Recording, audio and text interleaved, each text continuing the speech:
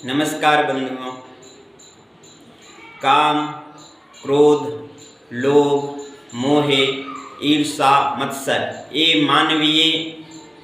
मानव के अंदर रहने वाले दुर्गुण हैं।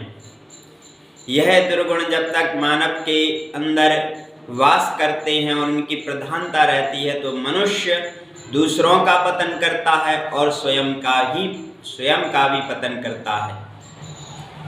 स्वयं उसे तरह तरह से दुख उठाने पड़ते हैं। इनमें क्षणिक सुख की अनुभूति होती है, पर परिणाम में यह बहुत दुखदायी होते हैं। तो सर्वप्रथम कहा है काम अर्थात जो विषय भोग हैं, इंद्रियों को जिसमें क्षणिक सुख की प्राप्ति होती है। लेकिन भोगम रोग भयम चैव, जहाँ भोग है वहाँ निश्चित ही रोग की प्राप्ति होती है। अगर इस भावना पर नियंत्रण ना पाया जाए तो यह भावना आपके जीवन को बर्बाद कर देती है।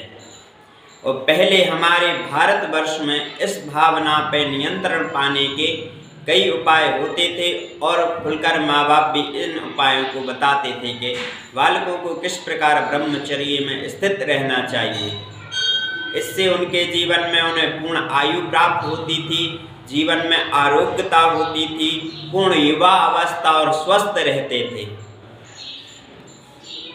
पर आज के माहौल में, व्यवहार में वह ऐसा माहौल बना हुआ है जिसके कारण इसकी कोई बात नहीं करता, और जब इसको कोई प्रधानता से लेता है तो यह हास्यप्रद बन जाता है युवाओं के लिए। लेकिन यही भावना जब उन पर हावी होती है तो यह तरह तरह के अपराध में प्रवृत्त कराती है और उनके जीवन को विनष्ट कर देती है। जो माँ बाप अपने बालकों को अपने जीवन की पूरी मेहनत लगा के बड़ा करते हैं, पढ़ाते हैं, लिखाते हैं, वह सब भावनाओं पर, उनकी मेहनत पर यह एक भावना पानी फेर देती है, उनको निष्फल कर देती है। इसलिए इस भावना पर नियंत्रण पाना जो शास्त्र विधि है, शास्त्र के अनुसार चलना है, तो निश्चित ही उनके जीवन में आनंद की अनुभूति होगी और उनका जीवन दीर्घायु होगा। क्योंकि हमारे शरीर में रहने वाला जो ओज है, जब यह ओज रहता है तो वाणी में पवित्रता, शरीर में स्वस्थता रहती है।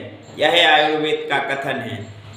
इस भावना पर नियंत्रण पाएं और अपने जीवन को उज्जवल बनाएं। माता पिता अपने बच्चों को भी इसके बारे में समझाएं। हर हर महादेव।